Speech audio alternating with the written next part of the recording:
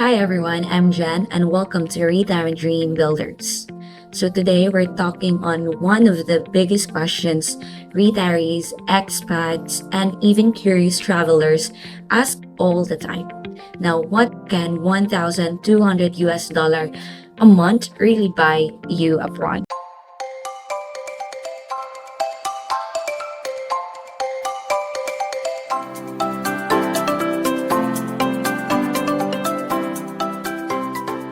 Now, if you live in the US, you already know 1,200 US dollar is gone before you even pay your rent. In fact, the average single person spends about 1,191 US dollar on just daily expenses. So before housing, and you can add that on rent and you're easily past 3 grand. So yeah, 1,200 total fees or feels impossible at all. But here's the twist.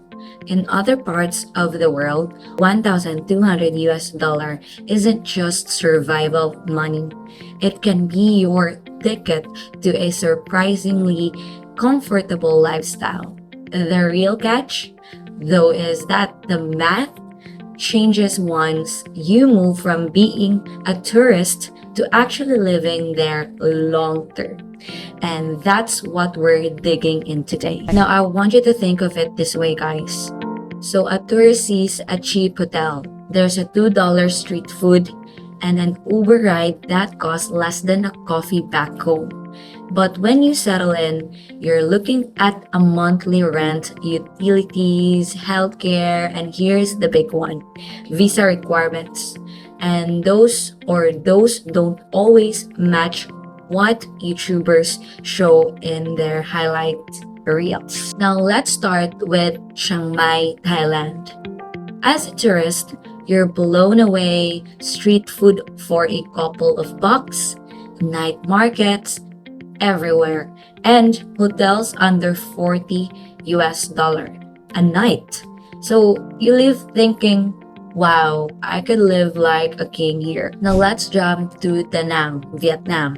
So tourists love it, guys, and there's a lot of beautiful beaches, rooftop cafes, resorts at $30 a night, and basically a week here feels like luxury on a budget. Now, how about long term? Even better. Rent can be as low as 250 to 350 US dollar for a modern apartment. Utilities, it's just around 40 US dollars. Internet, just 12 US dollar, and a bus pass, basically $4 for the whole month. So if you're careful enough, 1,200 doesn't just cover basics, it lets you live comfortably with room to enjoy yourself. But the issue, Vietnam doesn't have a retirement visa, so tourists can stay just 30 to 90 days with an e-visa, but retirees have to juggle visa runs or find another route like business sponsorship or investment. That's the hidden cost in time and money most short-term visitors don't realize. Now, next up, Medellín in Colombia, the city of eternal spring. As a tourist, you see 5 US dollar taxis, amazing coffee, and Airbnbs for around $50 a night. It feels exciting, yes, safe in the right neighborhoods, and of course, very affordable. As our retirees, it gets better. Rent in popular areas like Laureles, around 350 to 400 US for a studio. Utilities and internet, maybe around 100 US dollars total. Groceries and eating out, a fraction of what you'd spend in the States. 1,200 US dollar here doesn't just get you by, it puts you in the middle class. But here's the roadblock. Colombia's retirement visa requires a pension at 3 times your minimum wage, which works out to more than 1,200 US dollar. So while you can live on that budget, you might not legally qualify to stay. That's the difference between what the math says and what the law says. Hey guys, can I ask you a favor? I need your help. If you're watching this, it would mean a lot if you hit that subscribe button and drop a like, and of course, leave me a comment. That's honestly the best way to help us keeping making more of these videos. And I really appreciate every bit of support. Now, thanks friend. Now, this time let's talk Cuenca in Ecuador. So tourists love this historic architecture, the mountain views, and meals for under $5, hotels $40 to $50 a night. Basically, to a visitor, 1,200 feels like endless pocket money. So as our retirees, it's even more appealing. Rent is just around 250 to 400 US dollar. Utilities 50 US dollar. Internet $30. Eating out and groceries easily under $400 a month. Basically, for a daily life, guys, 1,200 US dollar gets you stability, comfort, and even a little extra. But again, the visa rules cut in. So basically, Ecuador recently raised the retirement visa income requirements to over 1,380 US dollar a month. So even if you're living comfortably in or 1,200, the government might not give you residency. And finally, the Philippines.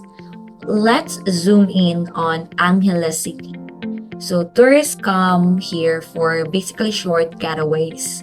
So $25 hotel nights, cheap meals, and even nightlife that feels like a bargain compared to Manila. And for retirees, the numbers look good too. So basically, average living cost hover around 650 to 700 US dollar a month, with rent, utilities, and groceries included. So that leaves you a room under 1,200 to basically enjoy your life. But here's the fine print. The special residence retirees visa requires a deposit and proof of pension income. For example, with the pension, you'll need around 10,000 US dollar deposited plus monthly proof of 800 to 1,000 US dollar. If you don't have a pension, the deposit is even higher. So I suggest, yes, you can live on 1,200, but you'll need more upfront to stay legally. So far, the pattern's clear. Tourists see short-term cheap thrills.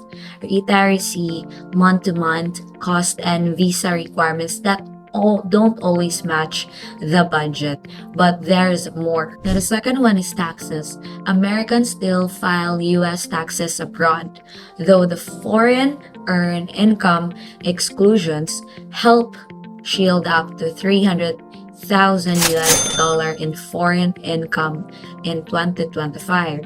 So Social Security, guys, yes, in most countries, you can still receive it. So what's really the real story on 1,200 US abroad?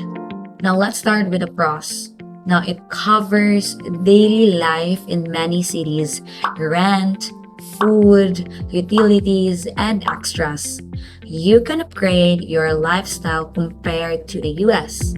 Now, expat communities help you feel at home faster. Now, there's also cons.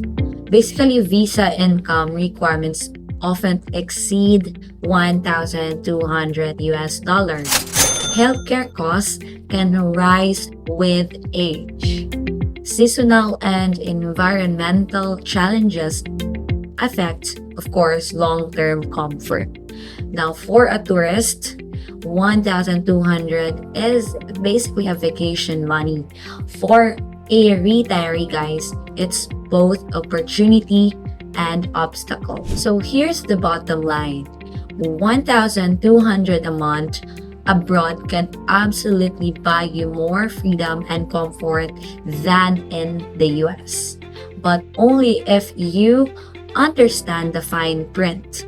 Living abroad long term is about more than cheap rent. It's basically about visas, healthcare, taxes, and adapting to real life outside the vacation bubble. So if this video, guys, gave you insight, you'll want to stick around for the rest of our Retirement Dream Builders contents.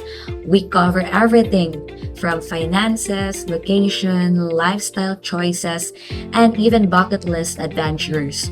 All the things that basically make retirement more than just numbers. We're a new channel, guys. Your support means everything, so kindly hit that like button, subscribe, and turn on your notification so you don't miss our next video. And if you made it this far, drop a comment with the city you want to test out on 1,200 US dollar a month.